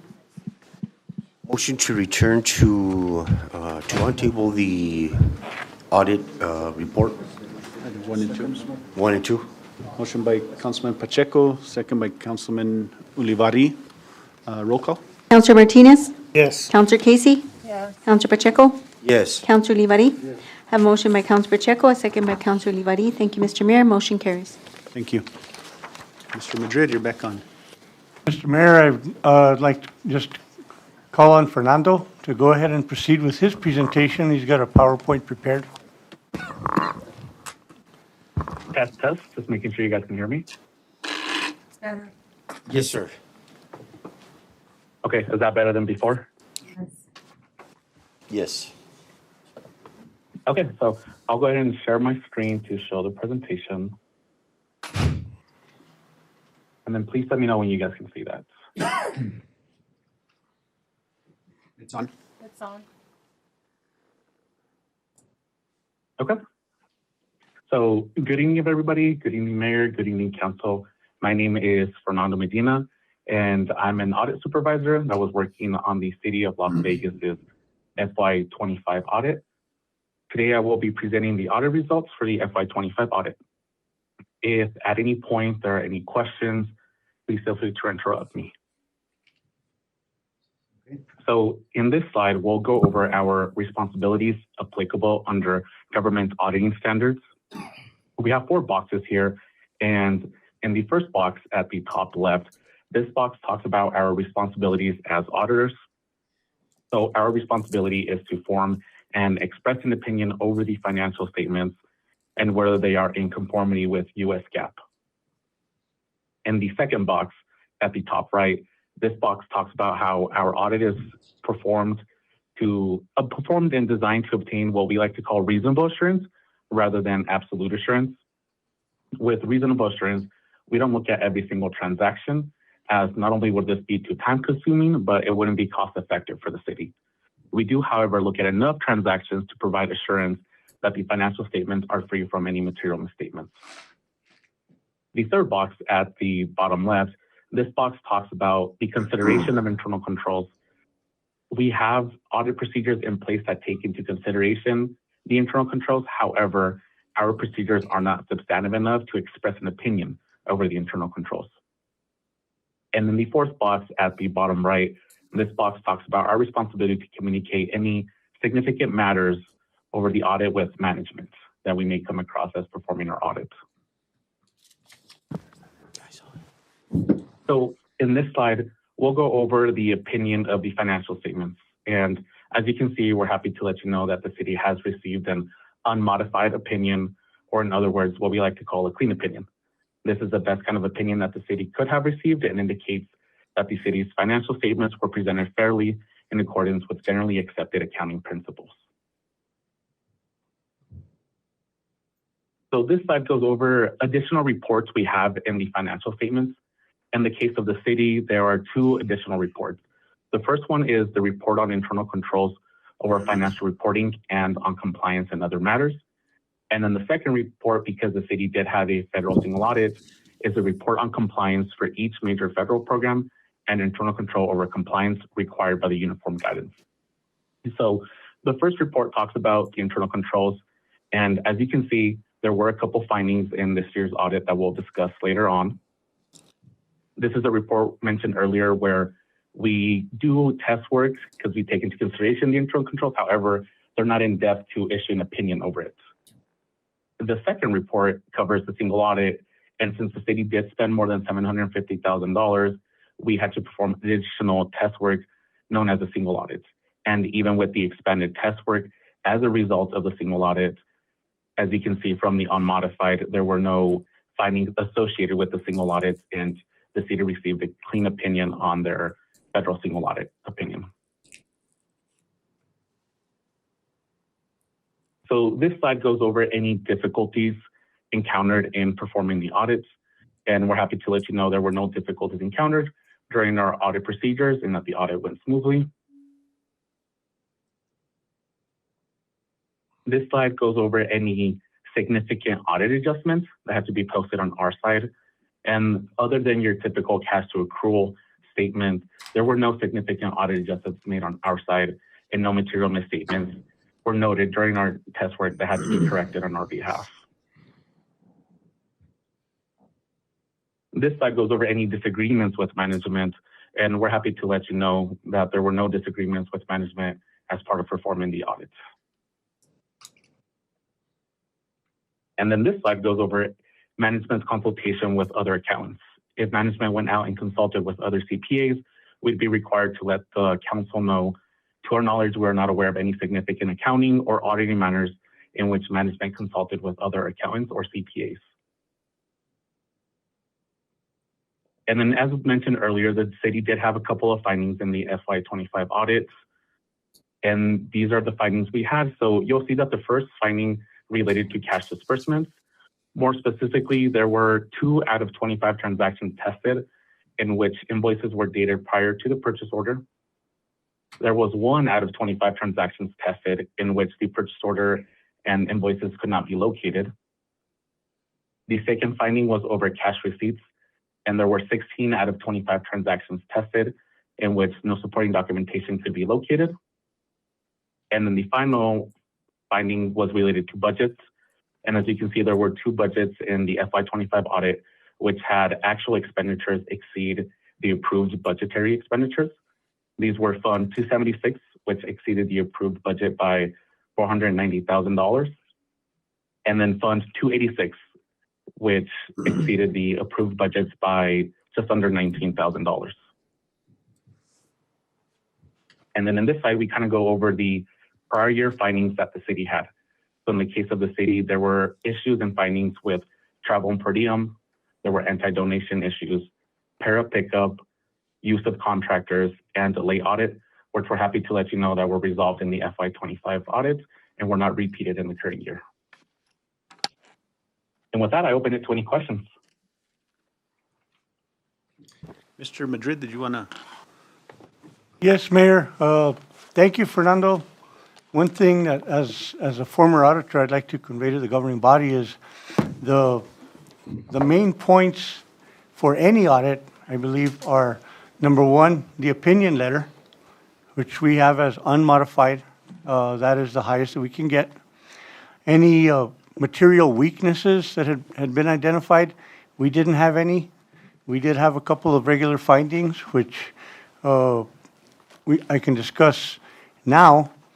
In the large over expenditures, that was in regard to some expenditures that were authorized to be made from cannabis and opioid funding that were authorized by the governing body.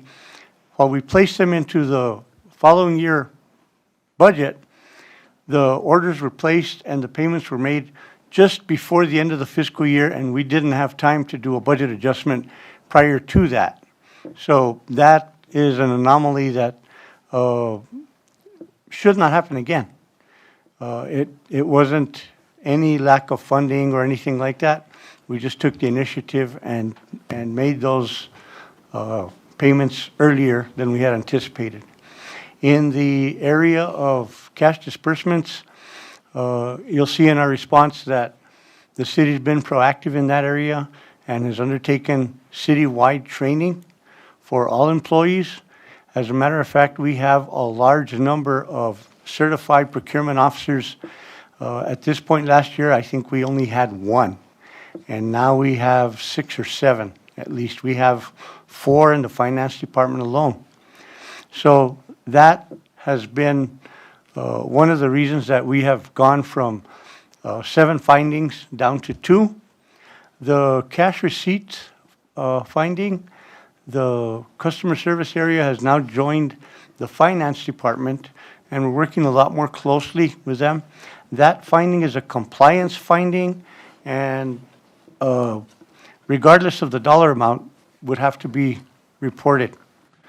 So while they're not major findings, they are some that were repeated and need to be addressed. But the overall reduction in findings, the opinion letter, our solid internal controls, and our unmodified opinions in all areas is a good indicator that the city is on the right track. I don't think that we have anything to add. Our financial statements look good. And basically, that's the report card for the whole city. Before I turn it over to Fernando for any further questions, I really do want to compliment the management team that you have here, because everything starts within the departments.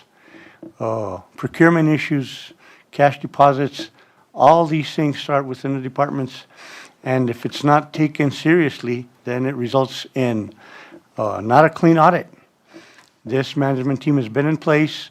They do take it seriously. And before things get to the finance department, they have been improving. Within the finance department, I'm going to carry praise and compliments to the team in the finance department. I will only be the messenger because as Fernando would tell you, they look at audits with a term called professional skepticism. And will it meet the audit test? And the finance team does that every day. We balance compliance and controls with customer service. And we've tried to move to an environment of, you cannot do this, but you can do this or this or this. So it is a balance, and basically, I want to compliment the management team and especially the finance team that works together to accomplish this. That's really all I have, Mr. Mayor. Mayor. Mr. Manager? Mr. Mayor, I just want to, you can't overstate what he just stated, but I would just emphasize that it's a collaborative effort across the finance department and every single department, and work all the way in the trenches at every level. And so credit to that work, 7 to 5. The goal is 0, but credit to a clean opinion. Those don't happen in a vacuum. Thank you, Mr. Mayor, Council. Thank you, Mr. Manager and Mr. Madrid, and, thank you to your finance team. But I do want to state, and I think it's important, because I know, the specific training that happened in December, where we brought in even the state auditor to basically talk about how important audits are, procurement are, and not only did we have, management and supervisors and managers, we also had men and women that are actually in the field, in the trenches, that I think prior to that, in speaking with them that day, it was like, well, why do I have to get 3 quotes? Why do I have to do this? And after that training, they were more aware of now why it's important, why every single dollar is tracked. So kudos, again, for the training that I think was important. It also gave you an opportunity to train on some specifics on these, because I know Councilor Casey mentioned it here, is that some of these are reoccurring, right? But departments can continue to tell staff, and like I said, staff, well, I don't see why it's important, why should I do it? But I think that training helped, and hopefully we get rid of this reoccurring one. But Councilor Casey, I don't know if you wanted to add to that? I just wanted to, I used to have all of the department funds numbers memorized when I was in the schools, because I worked with those budgets every day. I don't work with these every day, so I would like to know what Fund 276 is, and I would like to know what Fund 286 is. Cannabis and opioid, I believe. Okay, both of them? Okay, so the 490 would be the cannabis, and That the was other one would cannabis. be the opioid? Yes. Okay, thank you. Yeah, I was just kind of surprised that we had repeat, findings from last year. But as the mayor explained, maybe that is the reason why. So we need to work on getting those ameliorated. Thank you. Councilman Pacheco. Thank you, Mr. Mayor. Mr. Madrid, I just want to say congratulations to you and your team. I think the audit shows that we're doing a good job. And as city manager Robert said, I'm losing the last name here, that we went from 7 to 5. 7 to 2. Or 2, Correct. I'm sorry. And I think that, the result. I think that, let's just keep that in mind. How do we improve for next year? And, I do see that there was a couple of repeat, but the dollar amount on those repeat, if you look at the report, is very minimal. It's a very, very, very small amount of funds that we're talking about. I think under less than $4,000, so in total. Right. Yeah, so I think we're doing a great job. You're leading a great team. I know you do a good job. Our years go back to when we were both at Highlands. And so I've seen your expertise firsthand, so good job. Thank you, sir. Thank you, Councilor. Mr. Mayor, Councilman Martinez. Yes, thank you, Mr. Mayor. I just wanted to point out on page 123, just a couple of, one thing that stands out there is the city has not made progress, and that's on the on that section of findings there. At that, is there a purpose or discussion on how to fix those things? I mean, that directly relates to the training that has been provided, and to the mayor's point, these are mainly after the fact purchases where a staff member may go to a store and say, I need this part, and the city will pay for it, not knowing that there's a procedure to get quotes and a purchase order and all that, but creates an obligation to the city that we have to pay. And we have to pay it because the obligation is there. This kind of training hopefully eliminates that. It may never eliminate it completely, but at least it informs everyone that there is compliance that's required there. These findings are fairly common, especially after the fact purchases, but they need to be included in the report regardless of the amount. All right, thank you. So going back to item number 1, any other questions? I know we've already touched up with the finance director, but with Fernando, if not, what's the pleasure of the council? Mr. Mayor, I move that we approve the resolution 2618 related to acceptance of the fiscal year 2025 audit report by Patillo, Brown, and Hill LLP. Motion by Councilor Casey, second by Councilman Ulibarri. Roll call. Counselor Pacheco? Yes. Counselor Martinez? Yes. Counselor Casey? Yes. Counselor Olivari? Yes. Have a motion by Counselor Casey, a second by Counselor Olivari. Thank you, Mr. Mayor. Motion carries. Moving on to item number 2, request approval to renew audit contract for fiscal year 2026 financial audit for the city of Las Vegas. Mayor and council, before I make my recommendation, I'd like to give you a little bit of background as to why entities enter into multi-year contracts with auditors. As a former auditor, I can tell you that before you begin an audit, you have to learn everything that you can about an entity, especially internal controls, operations, budgetary requirements, compliance requirements. All of those go into planning the audit to make sure that you examine things in the right way, to make sure that in our examples, we have a procurement code, we have Management Per Diem Act, we have budgetary deadlines and requirements, we have the classification of funds, special revenue funds, general fund, capital funds, enterprise funds. Those all have different and, in most cases, particular requirements. So when an audit firm bids on that, and when they accept a job in the first year, they have to study and establish the quality of those internal controls and the extent of compliance that they have to test.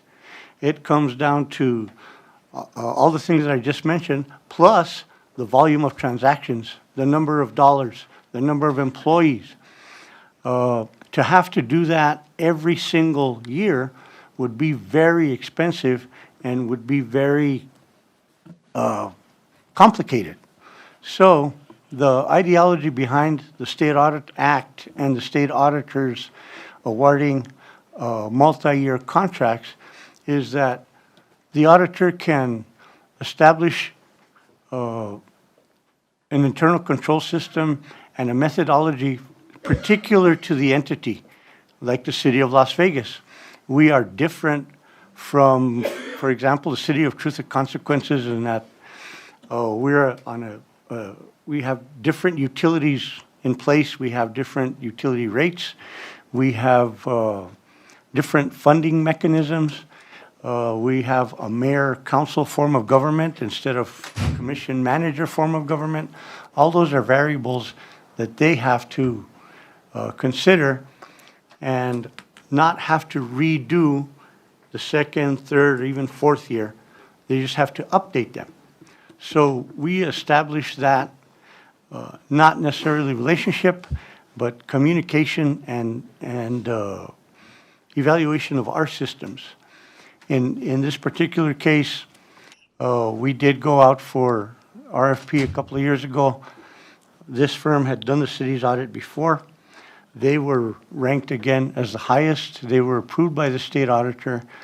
The contract, the proposal that you've seen in your packet provides that the fee will not increase for the 3 years. So with that and that short explanation, I recommend that we approve this firm of Patillo, Brown and Hill for the third year. With that recommendation, what's the pleasure of the council? Mr. Mayor, I move that we approve the renewal of the audit contract for fiscal year 2026 for the financial audit for the city of Las Vegas with Patillo, Brown, and Hill. A motion by Councilor Casey. Do I have a second? Second by Councilman Martinez. Roll call. Counselor Olivari? Yes. Counselor Casey? Yes. Counselor Pacheco? Yes. Counselor Martinez? Yes. I have a motion by Counselor Casey, a second by Counselor Martinez. Thank you, Mr. Mayor. Motion carries. Mr. Mayor, I just wanted to say thank you, Mr. Madrid and your team. There's always small loose ends, and you're always willing to take care of them, and I appreciate that. And you take the time to meet with all your directors, and I hope you have, I'm sure you have. So what I'm trying to say is, I thank you for the good work that you do. Thank you. I'll carry that message to the team, Counselor. Thank you. Mr. Mayor, moving on to our next business item, which we left off on, business item number 7.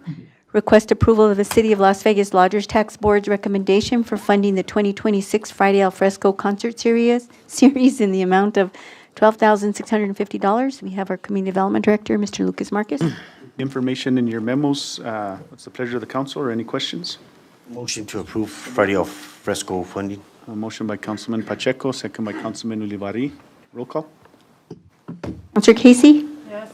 Counselor Martinez? Yes. Counselor Olivari? Yes. Counselor Pacheco? Yes. I have a motion by Counselor Pacheco, a second by Counselor Olivari. Thank you, Mr. Mayor. Motion carries.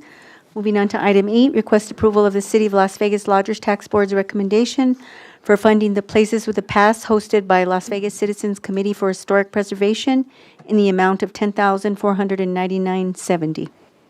Mr. Quintana. Again, any questions? I do have a comment, Mr. Mayor. Councilman Pacheco. Mr. Quintana, I've done that tour at the strong urging of my wife in the past, and I did enjoy it. So I think it's a great service to our community. I think it brings a lot of people into town and a diverse array of individuals. So great event. Thank you. Ditto. Thank you so much. Mr. Quintana, if you want to say a few words. Yes, we just celebrated our 50th year as a non-for-profit in Las Vegas. And we just finished working on an event with the UNM Architecture, School of Architecture. They did a presentation on schematics on Railroad Avenue and also the District of de las Escuelas. Just trying to show what we could do with those communities, putting infill housing, that type of thing.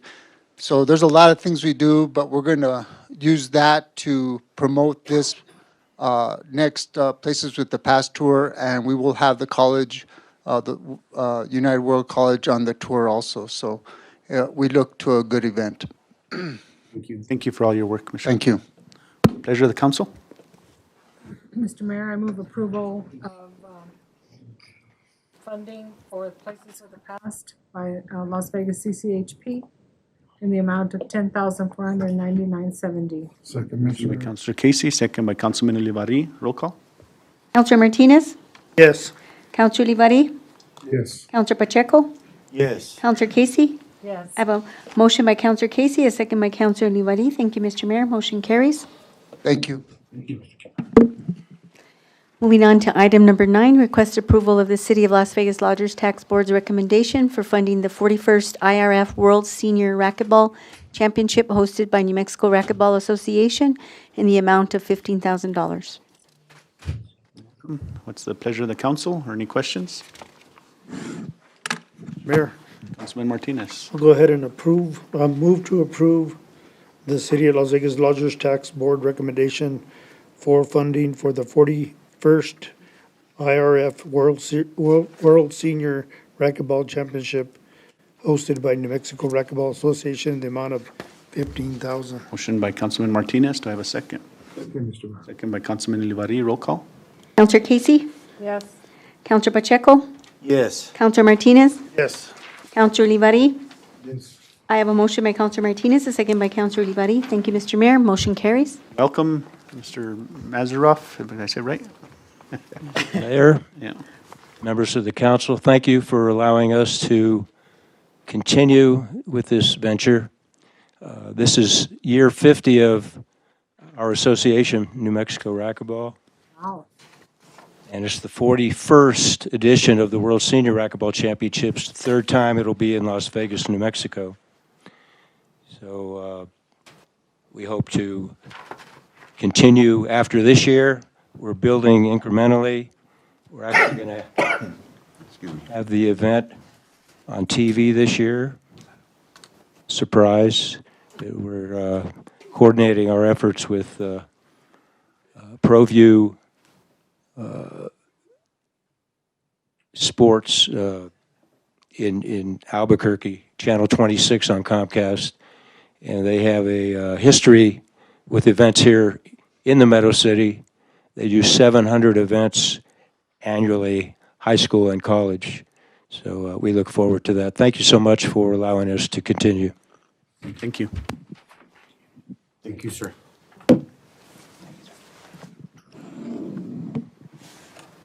Moving on to item number 10, request approval of the City of Las Vegas Lodgers Tax Board's recommendation for funding the annual Albuquerque International Balloon Fiesta in the amount of $82,699.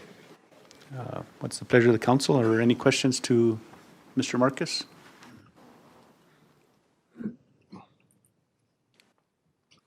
I just have a recommendation, Mr. Mayor. Pacheco. Potential recommendation. Well, I guess we should vote and have the recommendation after. Motion to approve. Motion to approve, Councilman Pacheco, second by Councilor Casey. Roll call. Counselor Olivari? Yes. Counselor Martinez? Yes. Counselor Pacheco? Yes. Counselor Casey? Yes. I have a motion by Counselor Pacheco, a second by Counselor Casey. Thank you, Mr. Mayor. Motion carries. I think the recommendation is going to be, he's going to volunteer Chuck. So, I'm gonna Pacheco. vote.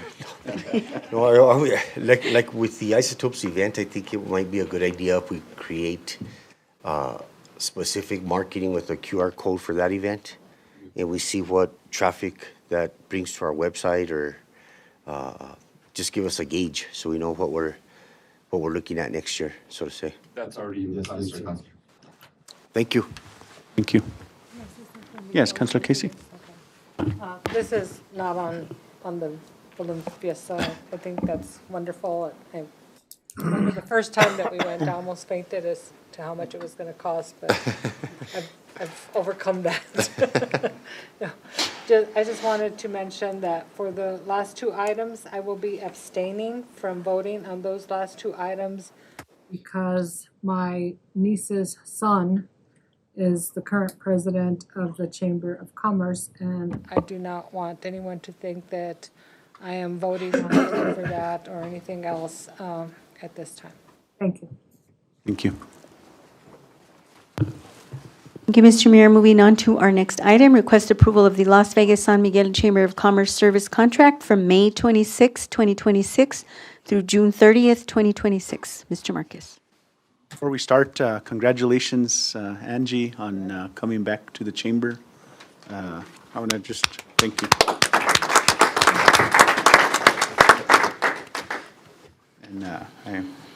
And we'll be working more closely. Welcome to, I know you were still with the county, helping the county through their funding, but you're back as part of the team, I guess, here at the city, so welcome. Thank you. I did not expect to come back. Mr. Mayor? So with that, any questions or comment, or what's the pleasure? To approve item 11. I have a motion by Councilman Olivari. I have a second. Second by Councilman Martinez. Roll call. Counselor Pacheco? Yes. Counselor Olivari? Yes. Counselor Martinez? Yes. I have a motion by Counselor Olivari, a second by Counselor Martinez. Thank you, Mr. Mayor. Motion carries. Moving on to item 12, request approval of the Las Vegas San Miguel Chamber of Commerce service contract from July 1st, 2026 through June 30th, 2027. Pleasure of the council. Mr. Mayor, Councilman Martinez. I move to approve the Las Vegas San Miguel Chamber of Commerce service contract from July 1st, 2026 through June 30th, 2027. Motion by Councilman Martinez, second by Councilman Olivari. Roll call. Counselor Martinez? Yes. Counselor Pacheco? Yes. Counselor Livari? I have a motion by Counselor Martinez, a second by Counselor Livari. Thank you, Mr. Mayor. Motion carries. And I want to kind of, and I don't know, maybe this is sometimes me and the manager kind of thinking the same. But Ms. Lister, I know myself, Mr. Marcus, Mr. Scott Zunker, and also the city manager have had an opportunity to meet with the Santa Fe Chamber and the New Mexico Chamber, trying to, in your absence, trying to help rebuild the chamber. I know you're going to, do that while you're gone. It kind of, you lost a little bit of footing there. We've also had an opportunity to meet with Los Alamos, and they're willing to help out. So I don't know if that's been told to you yet, but, anything that we can get involved in to help additional support there. I know Los Alamos, I think they were saying they're only paying the membership and maybe not that. So they're willing to help out there. Just for information that we're here to support and continue the chamber. We know the chamber is an important asset to this community, and we're glad that your leadership is going to be back there, and you'll add to that. Mr. Manager, I don't know if that's what you're going to say? Ditto, Mayor. I just wanted to add that the mayor and council provided the support to sustain the chamber through some tough times, so welcome back. Thank you, Mayor, Council. Thank you. So with that. Thank you, Mayor and Council. Thank you. Move to adjourn, Mr. Mayor. Motion by Councilor Casey, have a second. Second by Councilman Livari. Meeting adjourned.